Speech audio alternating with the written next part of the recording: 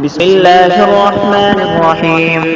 الحمد لله رب العالمين، والصلاة والسلام على سيد الأنبياء والمرسلين وعلى آله وصحبه أجمعين. أما بعد، فإن أصدق الحديث كتاب الله، وأحسن الهدي هدي محمد صلى الله عليه وسلم، وخير الأمور عبادها، وشر الأمور محدثاتها، وكل محدثة بدعة، وكل بدعة ضلالة، وكل ضلالة في النار. وبالسند المتصل منا إلى الشيخ الإمام الهمام الحافظ الحجة أمير المؤمنين في الحديث أبي عبد الله محمد بن إسماعيل بن إبراهيم بن المغيرة بن بربزبة الجعفي اليماني البخاري رحمه الله تعالى.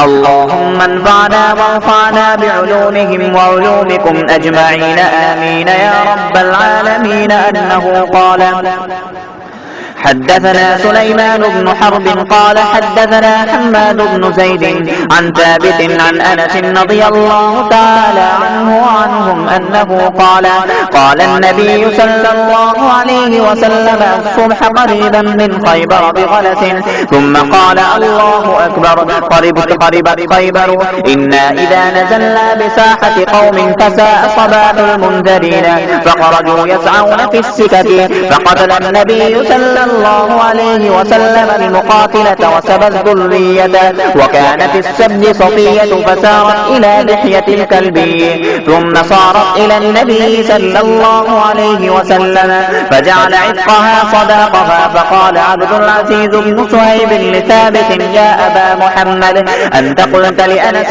ما أصدقها. فحرك ثابت رأسه تصديقا له. وبه قال حدثنا آدم قال حدثنا شعبة عن عبد العزيز بن صهيب قال: سمعت أنس بن مالك رضي الله تعالى عنه وعنهم أنه يقول: سبى النبي صلى الله عليه وسلم صفية فاعتقها وتزوجها. فقال ثابت لأنس رضي الله تعالى عنه: ما أصدقها؟ قال: أصدقها نفسها فاعتقها. بسم الله الرحمن الرحيم. الحمد لله رب العالمين، والصلاة والسلام على سيد الأنبياء والمرسلين وعلى آله وصحبه أجمعين. أما بعد، فإن أصدق الحديث كتاب الله، وأحسن الهدي هدي محمد صلى الله عليه وسلم، وخير الأمور عبادها، وشر الأمور محدثاتها، وكل محدثة بدعة، وكل بدعة ضلالة، وكل ضلالة في النار. وبالسند المتصل منا إلى الشيخ الإمام الهمام الحافظ الحجة أمير المؤمنين في الحديث أبي عبد الله محمد بن إسماعيل بن إبراهيم بن المغيرة بن بربزبة الجعفي اليماني البخاري رحمه الله تعالى.